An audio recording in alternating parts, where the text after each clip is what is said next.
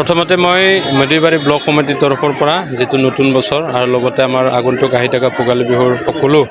আমাৰ BTR basic ৰাইজৰ লগতে আমাৰ মদিবাৰী বাসিক ৰাইজক মই হেপী নিউ ইয়াৰ লগতে ভোগালী বিহুৰ উল্লেখ জনাইছো আৰু আজি প্ৰথম দিনতে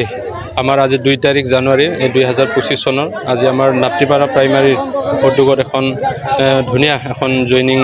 আমাৰ সভা চলি গ'ল আৰু ইয়াতে আমাৰ আজি 100কৈ ওপৰত আমাৰ ইউপিপিএল দলৰ নীতি আদৰ্শ ভাল পায় 100কৈ বেছি ব্যক্তিয়ে আমাৰ দলত যোগদান কৰিলে আৰু সকলোকে আমি মদিবাৰী ব্লক কমিটি তেওঁলোকক আমাৰ দলত আদৰি ললো আৰু আজিৰ এই সভাতে আমি সৌভাগ্য বুলি ক'ব লাগিব বিটিআৰৰ সন্মানীয় ডিপুটি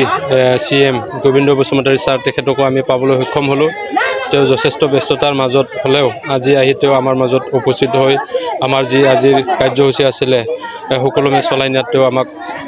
সহায় কৰিলে আৰু তেখেতক আমি মদিবাৰী ব্লক কমিটিৰ তৰফৰ পৰা মই ধন্যবাদ যাচিছো বিগত 4 বছৰ এই অঞ্চলৰ ৰাইজৰ কাৰণে আপোনালোকে কেনেকুৱা উন্নয়নমূলক কাম কৰিছে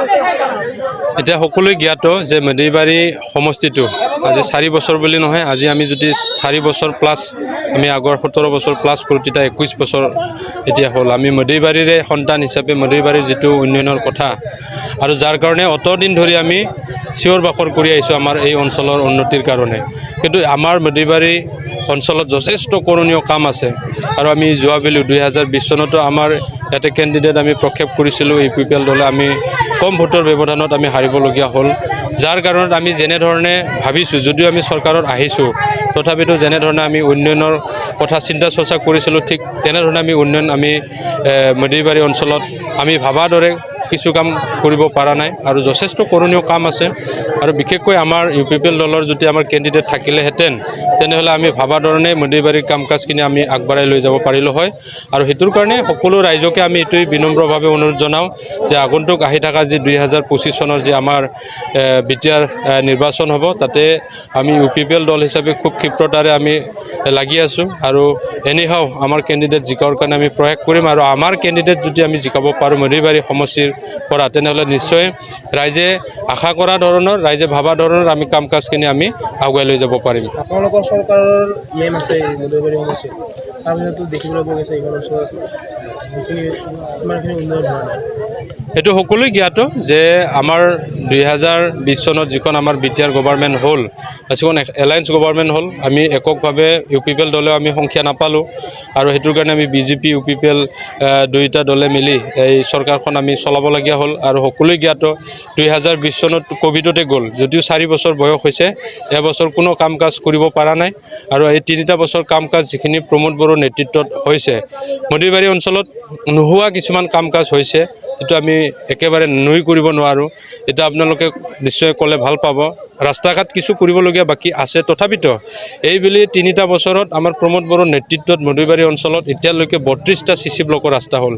যেটো আমি 17 বছৰত 17টা ৰাস্তা দেখিবলৈ নাপালো এই বুলি আমি 3টা বছৰত আমি 32টা সিসি ব্লকৰ ৰাস্তা আমি দেখিবলৈ সক্ষম হলো আৰু ইয়াৰ লগতে সুন্দৰ এটা সুজিত নাৰ্জাৰীৰ ষ্টেডিয়াম আমাৰ কলাইগাঁও প্ৰাণ কেন্দ্ৰত এটা হৈছে খুব ধুনীয়াকৈ আৰু এটো আমাৰ 6 তাৰিখ চিফ ছাৰ আহি তেনে ইনোগ্ৰেশন কৰিব ইয়াৰ লগতে এটা বডলেণ্ড গেষ্ট হাউস কলাইগাঁও মাছমজিয়াত হৈছে আৰু খুব সুখৰ খবৰ আমাৰ কলাইগাঁও